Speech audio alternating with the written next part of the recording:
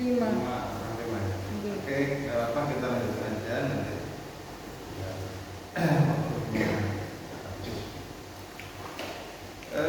Bahasan kita hari ini tentang what material. Apa materi yang digunakan untuk menyelenggarakan pendidikan? Apa materi pelajaran? Apa isi pendidikan yang digunakan untuk mencapai tujuan pendidikan? Tujuan pendidikan kan macam-macam kan? Ya, utamanya adalah untuk membentuk pribadi yang memiliki intelektualitas tinggi, memiliki kepribadian yang luhur, memiliki keterampilan yang tinggi, keterampilan yang akhir gitu. Nah, itu semua adalah capaian-capaian yang perlu kita wujudkan sebagai seorang pendidik. Karena itu apa saja yang perlu diberikan dalam pendidikan itu supaya capaian-capaian itu bisa diraih. Nah, begitu. Nah, ini kita sekarang bicara tentang apa itu isi pendidikan, apa itu materi pendidikan, apa itu kurikulum pendidikan, sehingga kemudian kita bisa memilih sebuah model pendidikan yang tepat untuk menghasilkan lulusan unggul, manusia-manusia yang sempurna, bahasa Arabnya insan kamil, manusia yang dewasa, manusia yang lengkap. Seluruh yang dibutuhkan itu dimiliki oleh anak didik kita. Pinter dia, luhur budi pekertinya dia, keterampilannya canggih, oke. Nah, itu kalau semuanya dipenuhi oleh lulusan kita, kok kayaknya nggak ada yang sulit dalam kehidupannya kelak. Kok kayaknya nanti dia ini akan menjadi pemimpin-pemimpin yang dapat diandalkan. Nah, begitu. Kok kayaknya nanti dia bisa membawa kemajuan peradaban Islam. Nah, begitu. Jadi kami itu harus sadar tentang materi-materi yang akan dipelajari oleh anak didik kita itu apakah sudah tepat, apakah sudah memang betul-betul itu yang dibutuhkan. Nah, ini nanti kita harus banyak melakukan semacam review tentang materi-materi yang mungkin pernah kita alami, yang pernah kita yang pernah kita peroleh di waktu kita mengikuti pendidikan di jenjang-jenjang pendidikan dasar atau prasekolah atau mungkin juga pendidikan menengah bahkan pendidikan tinggi. Itu kita perlu revisi, kita perlu review supaya kita bisa memiliki gambaran yang tepat. Apakah memang ini yang dibutuhkan? Apa memang ada materi-materi yang tidak dibutuhkan? Apakah materi-materi tertentu ini boleh dihapus, boleh dihilangkan? Nah, kalau boleh, kira-kira berapa banyak yang boleh dihapus atau yang nggak boleh dihapus? Nah, kalau kamu sebagai kepala sekolah sudah menancapkan cita-cita lembaga pendidikan ini harus begini-begini gitu. Nah, itu bahasan kita hari ini ya. Tapi saya ingatkan ada bahasan yang lalu itu yang sebetulnya belum tuntas terkait dengan pendekatan atau strategi atau metode yang kita gunakan dalam mendidik anak didik kita. Jadi kemarin kita itu kan bahasnya itu kalau mau membentuk anak didik yang unggul itu apakah dengan cara pembiasaan atau dengan cara keteladanan atau dengan cara pengajaran. Kemarin kan kita sudah diskusikan itu.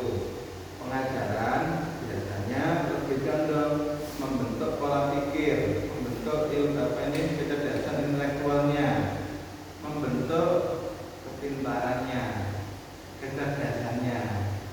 Jadi kalau ada banyak soal-soal itu dia bisa selesaikan. Ada problem dalam hidupnya, dia tahu jalan keluar yang beraneka macam.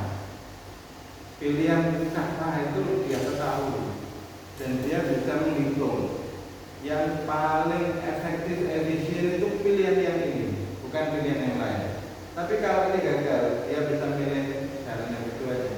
Nah, itu tandanya dia pintar. Yang kedua, yang kita bentuk itu kan anak yang punya pribadi luhur, akhlakul karimah, yang perilakunya baik, dan itu salah satu yang bisa ditempuh itu dengan cara pembiasaan.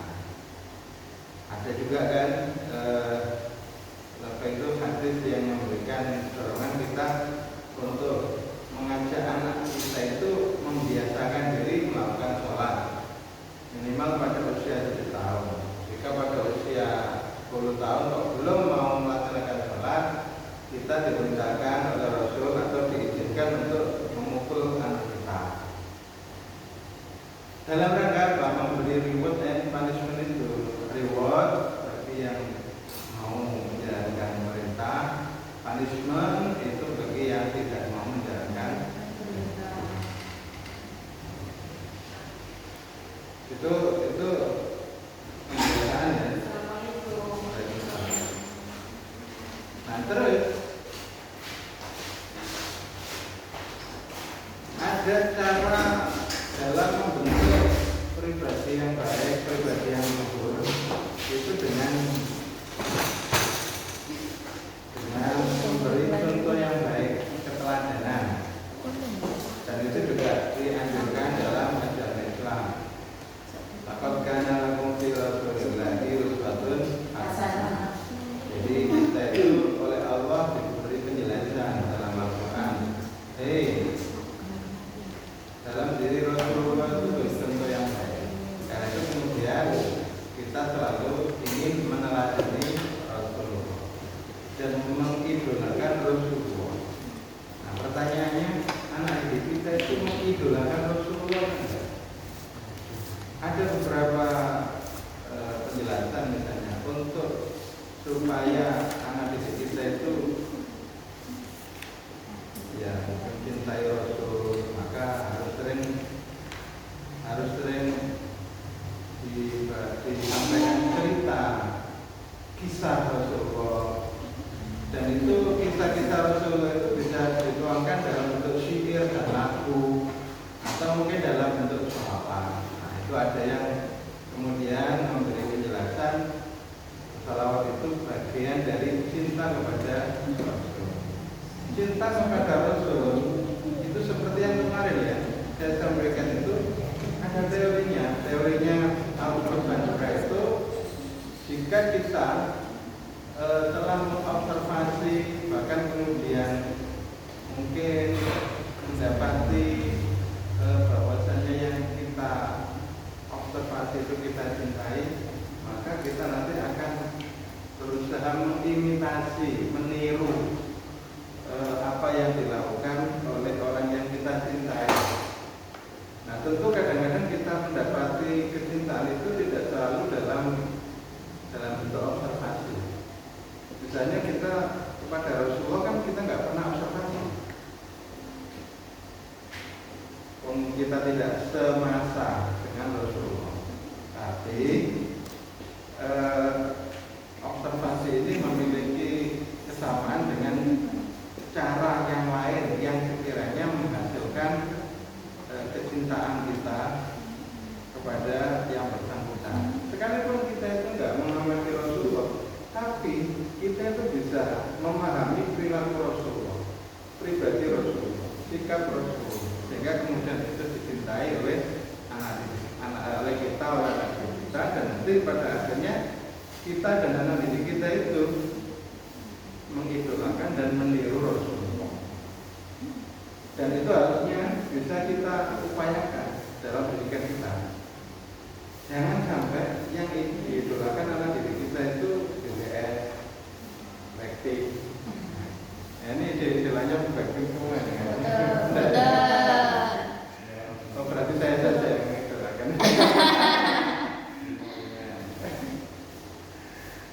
Jadi itu yang perlu dicarikan upaya-upaya. Tapi barangkali kita harus juga cermat, itu metode-metode pendidikan ya. Tetapi ketika kita bicara tentang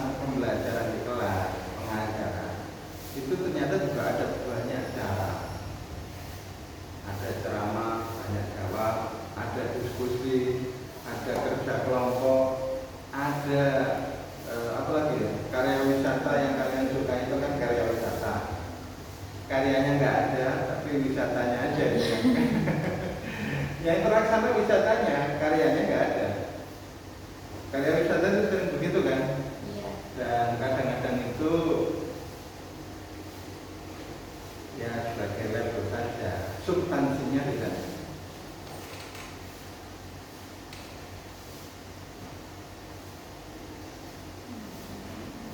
Gak ada judul. Sama, judul. Iya, biasanya ada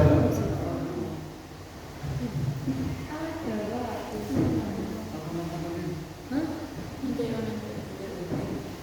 Habis. Saya ketemu juga. Saya minta Pak. Ada orang nggak?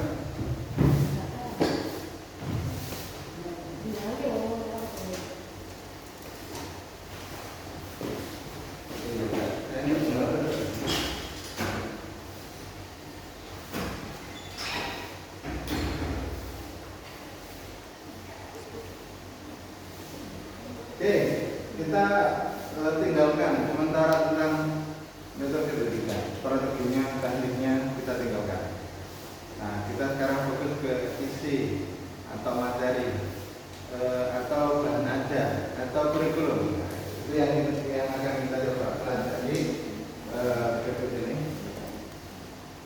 Nah, kita tahu apa hubungan, apa korelasi antara materi dengan tujuan. Jadi kita itu dalam hidup seringkali terikat dengan hukum kausalitas, hukum sebab akibat. Akibat kita lapar adalah karena kita tidak makan. Jadi penyebabnya itu tidak makan menyebabkan lapar. Nah, itu berarti sebab akibat itu.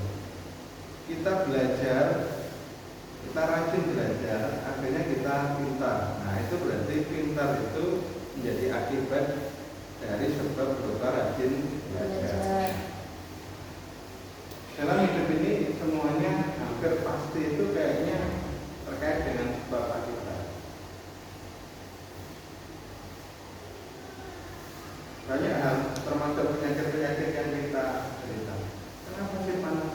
Karena ada penyakit apa? Kenapa kita pusing? Karena pikiran.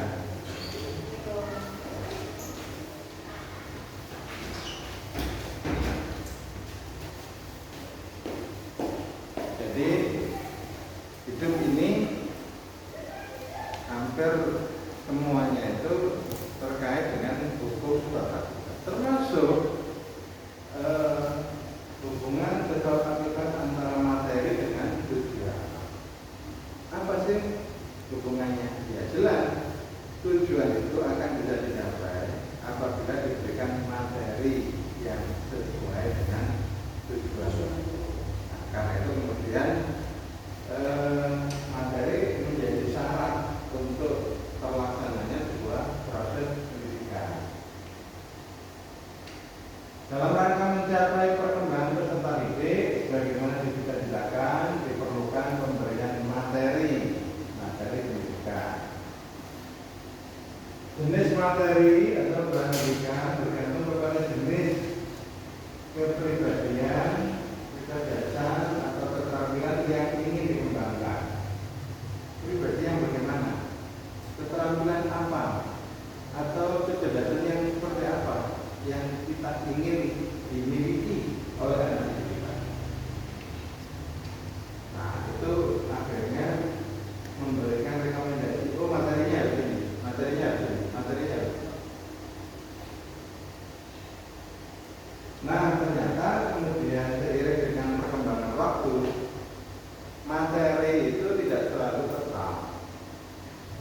Jadi apa yang dipelajari oleh ayah ibu kalian itu mungkin sebagian besar sudah tidak lagi kamu pelajari. Kenapa? Ya mungkin para tokoh pendidikan, para pemangku kebijakan menyusun kurikulum, maka perkembangan zaman sudah sangat berubah sedemikian rupa. Ilmu pengetahuan juga berubah, berkembang. ilmu pengetahuan keterampilan juga semakin banyak, dan ilmu pengetahuan atau teori-teori yang lain yang lama itu mungkin sebagian sudah harus digantikan dengan teori baru. Karena itu di Indonesia sendiri itu materi pelajaran itu kemudian mengalami banyak perubahan, dan perubahan itu biasanya dibingkai dalam perubahan kurikulum, sehingga kita bisa mengenal ada kurikulum tahun 75, ada kurikulum tahun 84, ada kurikulum 2004, KBK, KTSP 2006. Terus kurikulum berapa lagi? Kamu ngomongnya kurikulum berapa? K13 ya, kurikulum 2013. Terus kemarin kurikulum Merdeka tahun berapa itu? Tahun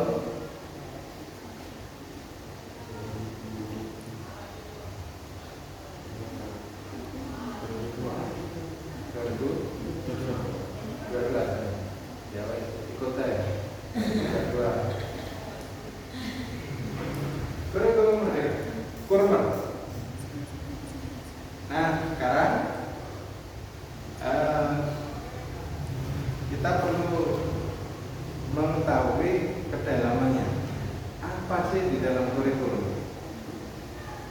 Kita biasanya di lembaga pendidikan kalau menyangkut isi pendidikan, menyangkut bahan ajar, menyangkut materi, seringkali istilah yang digunakan adalah istilah kurikulum. Nah, itu makanya kita perlu paham apa kurikulum itu. Apa yang membedakan kurikulum sekolah umum dan sekolah Islam? Adakah keterkaitan dengan tujuan pendidikan Islam? Nah, ini nanti kita coba pahami apa itu kurikulum.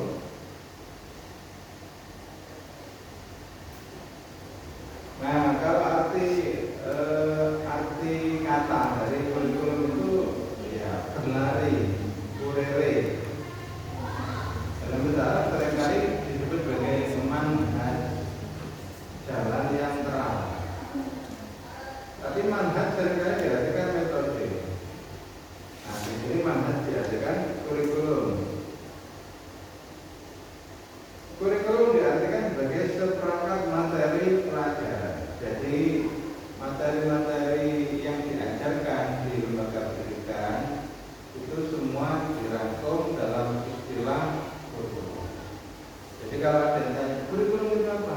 Kurikulum itu apa saja sih? Oh, di sini ada mata pelajaran ini, ada mata pelajaran ini, mata pelajaran ini. Nah, itu seringkali orang menjawab pertanyaan apa kurikulum itu dijawab dengan seperti itu.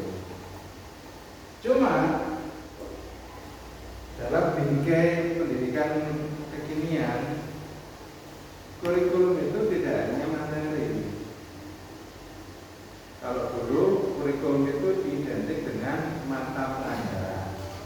Nah, sekarang di kurikulum itu tidak hanya mata pelajaran isinya. Apa saja isinya?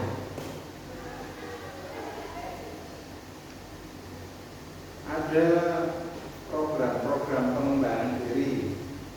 Kamu pernah ikut program pengembangan diri enggak?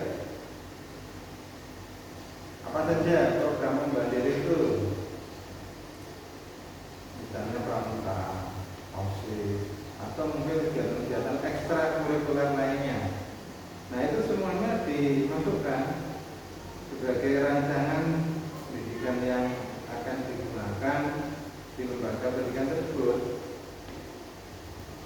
Nah, kalau di sekolah kamu, ada yang kamu kepala sekolah, kok tidak ada dokumen yang menjelaskan kegiatan-kegiatan pengembangan diri yang diberikan di sekolah kamu itu, berarti kamu melaksanakan program itu tanpa ada perencanaan.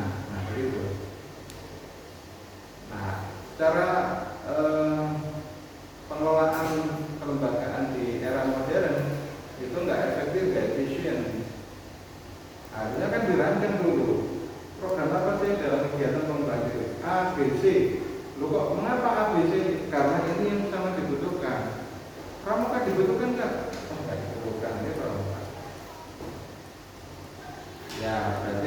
tidak perlu masuk di kurikulum. Tapi kalau dibutuhkan, ya harus masuk. Jadi isi kurikulum itu ternyata sekarang itu tidak hanya mata pelajaran, nah itu loh. Tapi mata pelajaran harus masuk gitu. Mata pelajaran harus masuk dalam dokumen yang disebut dengan dokumen kurikulum, dan setiap sekolah harus memiliki dokumen kurikulumnya. Nah, sekarang yang menjadi pertanyaan tadi itu coba dijawab sih, apa bedanya kurikulum atau isi pendidikan atau materi pendidikan antara pendidikan yang dilaksanakan di sekolah Islam atau madrasah dengan sekolah umum? Ada yang tahu yang memberikan, yang bisa menjelaskan perbedaannya? Ramli coba, bedanya apa?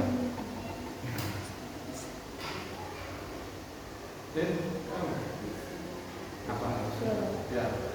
Ya, perbedaannya kurikulumnya itu kalau yang di pendidikan biasa itu ya enggak, ya beda sama yang sekolah Islam. Kalau Islam kan kebanyakan kan ya agamanya, pelajaran agama. Kan kalau di umum itu cuma pendidikan Islam. Iya, yang diajarkan juga cuma beberapa aja, nggak kayak yang di sekolah Islam. Ya, itu untuk materi pelajarannya. Iya. Ya. Jadi memang pada umumnya yang kelihatan sekali berbeda kalau di madrasah mata pelajaran agamanya lebih banyak. Iya. Dan mata pelajarannya dituangkan dalam beberapa nama mata pelajaran. Ada Quran hadis, akidah akhlak, SKI, terus fikih gitu ya. Minimal 4 mata pelajaran agama plus bahasa Arab biasanya. Tapi kalau di sekolah umum itu mata pelajaran agamanya hanya dalam satu materi ya, satu mata pelajaran. Nama mata pelajarannya adalah PAI, Pendidikan Agama Islam.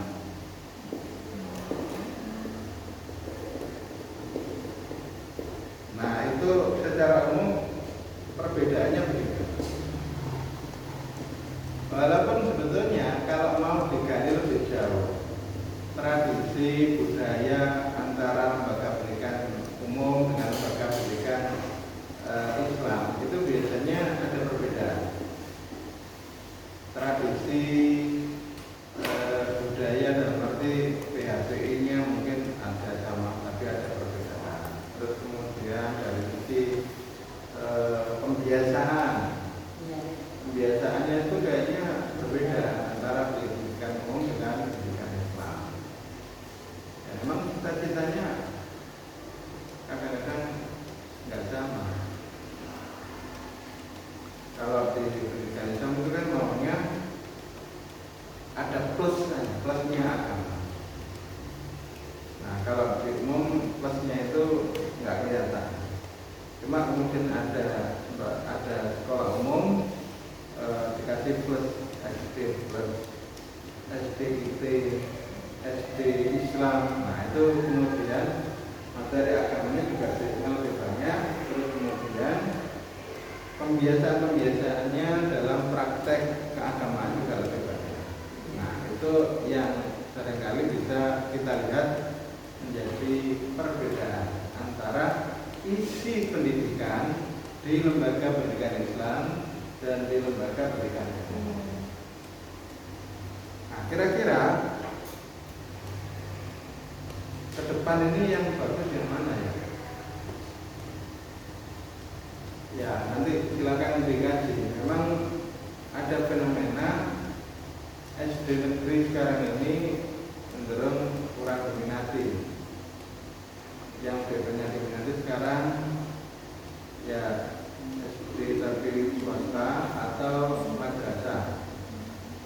Ini kayaknya fenomenanya sekarang seperti itu. Tapi di level SMP, MTS itu belum. Nah, kedepannya saya nggak tahu.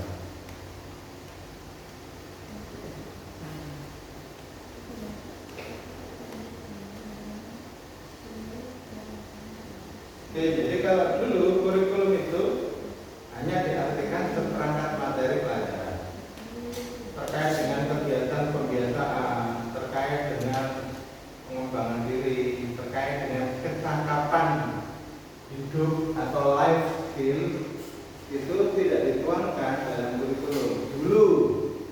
Tapi sekarang ya udah 10 tahun lebih, kurikulum itu harus mencantumkan apa saja selain materi pelajaran yang memang nanti diberikan ke anak didiknya.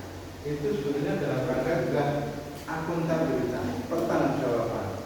Anak didik saya, kami kan nggak pernah tanya pada misalnya ya, orang tua juga nggak pernah tanya anak saya di sini tuh diapakan, dikasih makan apa, kan gitu. Mestinya kan tanya begitu, tapi kan nggak ada.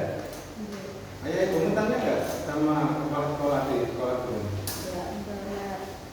Nah berarti ayah ibu kita itu pasrah bongkokan. Nah mestinya nggak boleh pasrah bongkokan itu. Kelihatannya Pak mau tanya anak saya di sini itu mau dibentuk menjadi anak yang seperti apa, terus bahan atau isi pendidikannya itu seperti apa, supaya kemudian pengelola sekolah, kepala sekolah, wakil-wakilnya itu betul-betul menyadari bahwasanya mereka itu dititipi anaknya orang lain untuk dididik, dan kira-kira apakah sudah sesuai dengan harapan orang tuanya. Itu mungkin harusnya ada pembicaraan. Kalau saya jadi kepala sekolah, saya tanyakan, saya tawarkan ke Bapak Ibu wali murid, Bapak Ibu panjenengan napa mboten pengen semerap materi yang diajarkan teng mriki niku napa mawon? Jenengan pengen semerap napa mboten? Mboten. Pun Pak wadalipun telah. Wis pengen mulai wae wali muridan ya.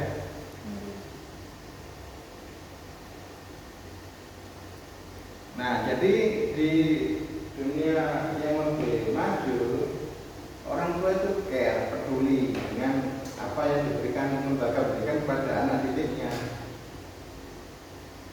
Termasuk nanti makan siangnya itu, nanti makan siangnya dikasih apa gitu. Kalau di negara maju, biasanya sekolah itu kan sampai sore, mulainya mungkin jam 8, jam 9 gitu. Siangnya berarti ada makan yang ada di sekolah. Cuma menunya kan mesti juga dibicarakan dengan orang tua siswa, terus termasuk juga ininya biaya-biayanya. Nah, cuma di kita itu tradisinya selama ini, nggak tahu nanti dengan makan siang gratis ini.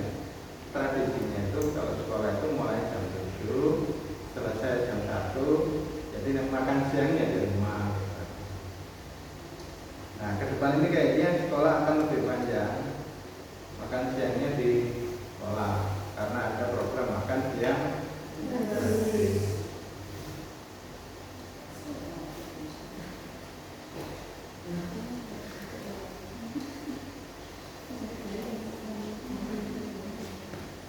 Kalau kita lihat di kurikulum dan di pengajaran di sekolah-sekolah itu biasanya mesti ada pendidikan agama. Isi pendidikan itu ada pengajaran tentang agama, mulai dari akidahnya, ibadahnya, bahkan mungkin bacaan-bacaan dari agama tersebut.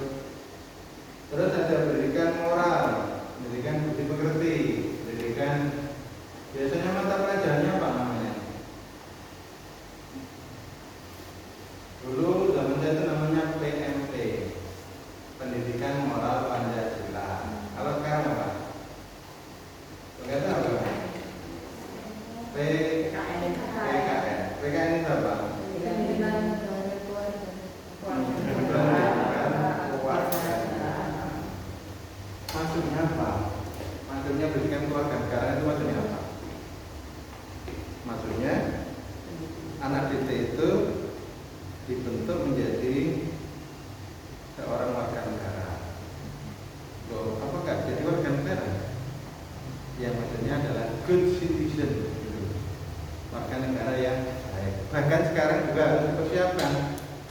citizen. Ngerti global citizen? Ya penduduk dunia, penduduk global. Jadi kemungkinan ke depan itu orang itu bisa menjadi warga negara di negara ini, negara ini, negara ini. Tidak hanya satu keluarga negara. Indonesia itu kan mengenal apa ya? Peraturannya kan hanya mengenal satu keluarga negara. Kalau jadi warga negara Indonesia, nggak boleh jadi warga negara yang lain. Tapi negara-negara lain itu boleh warganya itu memiliki 2 keluarga negara. Nah, kamu nanti kalau ingin jadi warga negara Vietnam atau Myanmar, ya coba kamu mengajukan ke MK. Kalau nggak demo ya, mengajukan ke MK, judicial review, melakukan gugatan terhadap undang-undang tentang keluarga negara agar diubah, yaitu warga negara Indonesia boleh memiliki double keluarga negaraan. Kan kemarin kamu saya anjurkan, coba kamu hijrah ke negara-negara maju, kuasai. Dan kebijakan negara itu artinya lebih memihak kepada keadilan, kebaikan bersama, tidak seperti sekarang.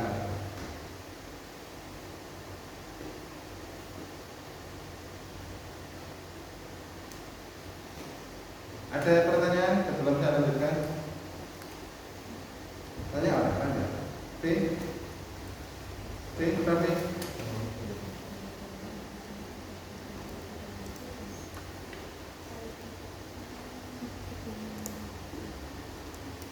kalau pendidikan estetis itu pendidikan apa?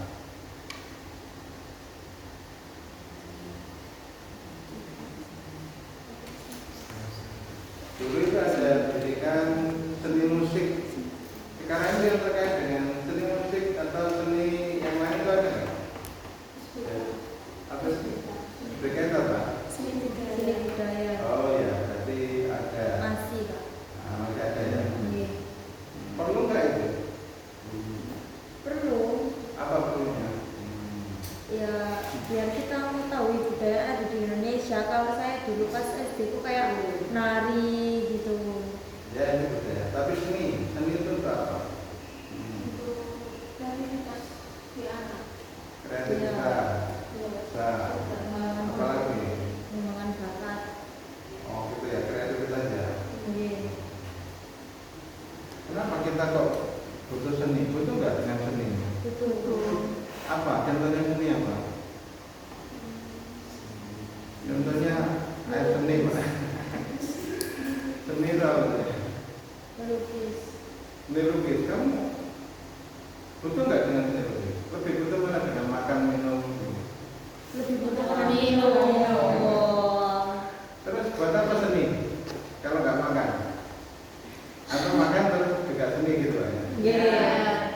Jadi seni itu kebutuhan bukan primer ya? Berarti ya? Primer kan nggak primer ya? Karena itu nggak penting-penting amat gitu ya? Setuju ya? Yang suka seni marah-marah itu. Jadi hidup itu tanpa seni itu katanya kering, hampa. Tanpa seni itu hidup menjadi tidak indah katanya gitu. Jadi menikmati hidup itu ya salah satunya adalah dengan keindahan dari seni. Apakah seni musik, seni lukis, seni apapun. Sehingga ada yang mengklaim dengan makalah apa? Allahul Jamal, yuhibbul Jamal. Allah itu indah dan suka keindahan. Sehingga kalau kemudian tapi kan ada batasan-batasan. Gimana itu batasannya? Boleh nggak ya? Misalnya melukis hewan, melukis manusia, itu kira-kira boleh nggak? Kalau di dalam Islam nggak boleh.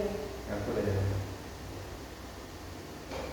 Itu foto-foto yang di kantong itu boleh nggak? Sebenarnya boleh. Nggak boleh ya.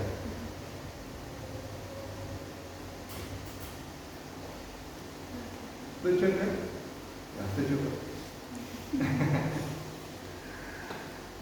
mungkin ada yang memberi pemaknaan beda, sehingga ada yang menganggap boleh, ada yang menganggap enggak boleh. Ya nanti silakan digali. Saya nggak dalam posisi memberi justifikasi boleh atau nggak boleh. Tapi itu ada perdebatannya. Silakan dikaji dan nanti kamu baru menetapkan pilihan. Oh saya nggak memilih ini. Saya lebih memilih ini. Oke, jadi ternyata di lembaga pendidikan kita itu ada juga pendidikan terkait dengan estetika, seni, keindahan. Nah, keindahan itu tadi itu oleh manusia itu dibutuhkan karena menganggap bahwasanya dengan adanya seni, dengan adanya berbagai macam yang dibuat berdasarkan seni itu akhirnya manusia merasakan keindahan dalam hidupnya. Nah, begitu. Ada pendidikan sosial, what for, untuk apa? Pendidikan sosial itu kayak apa sih? Pendidikan sosial ya kayak apa? Materi apa? Ya PKN itu masuk kategori pendidikan sosial. Terus kemudian ada ilmu ekonomi juga ya. Ada ilmu pemerintahan atau ilmu yang mengatur bagaimana cara memerintah, cara mengelola negara, cara mengelola kekuasaan. Oh ini ada pendidikan civic sendiri ya. Civic tadi itu kewarganegaraan. Pendidikan civic. Pendidikan intelektual banyak, mulai matematika, terus masuk ya IPA, logika, pendidikan keterampilan banyak juga jadi keterampilan. Utamanya yang SMK itu banyak keterampilannya. Terus pendidikan jasmani ya dalam rangka supaya anak didik kita itu sehat jasmani juga, tidak hanya sehat rohani. Kalau rohani sehat tapi fisiknya sering rumah sakit jadi gak baik, tidak menjadi generasi yang kuat. Generasi yang kuat itu fisiknya kuat, kecerdasannya kuat, pribadinya juga kuat. Nah itu. Oke, jadi itu berbagai materi atau berbagai isi pendidikan yang ada di lembaga pendidikan kita. Nah, kira-kira menurut kamu mana yang perlu direvisi, mana yang perlu ditambahkan? Perlu nggak materi-materi lain yang belum ada? Apa yang belum ada?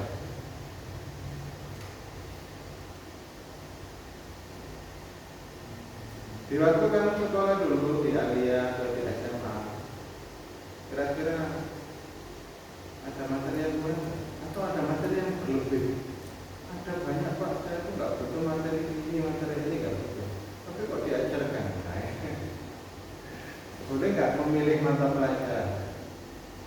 Kamu nanti buat sekolah aja. Buat sekolah siswa boleh memilih ikut mata pelajaran apa saja. Pak kok aneh-aneh saja? Ya namanya pikiran itu kan bisa macam-macam. Berpikir kritis itu satunya bisa mempertanyakan segala hal. Untuk menemukan yang mana yang lebih baik, bukan untuk kemudian untuk mengkritik bukan tujuannya untuk mengkritisi itu, berpikir kritis itu mempertanyakan baik buruknya, efektif tidaknya, efisien tidaknya, macam-macam itu. Tidak selalu identik dengan kritik, tidak selalu. Walaupun dengan pengetahuan itu akhirnya kita bisa mengkritik pelaksanaan pendidikan saat ini kok masih banyak kelemahan-kelemahannya. Itu bisa. Gitu ya.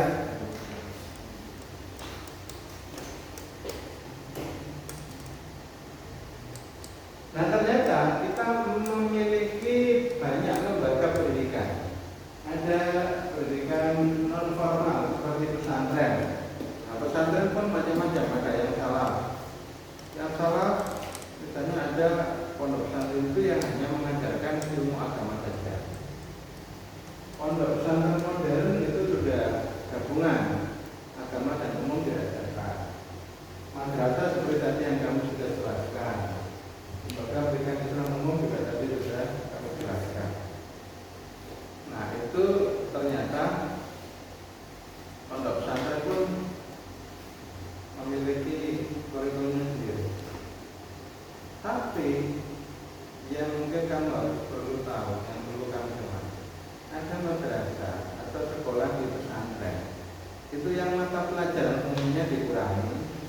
ditambahkan mata pelajaran. Misalnya matematika yang misalnya 4 jam hanya diberikan 1 jam. Waktu 3 jam yang lain diberikan untuk tambahan materi agama. Ada yang seperti itu. Nah, itu kira-kira tepat atau enggak, dan kira-kira itu perlu dicermati.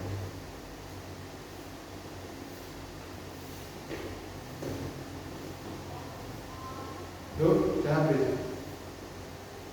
Oke, itu yang kita bahas tentang isi materi pendidikan. Coba dimatikan.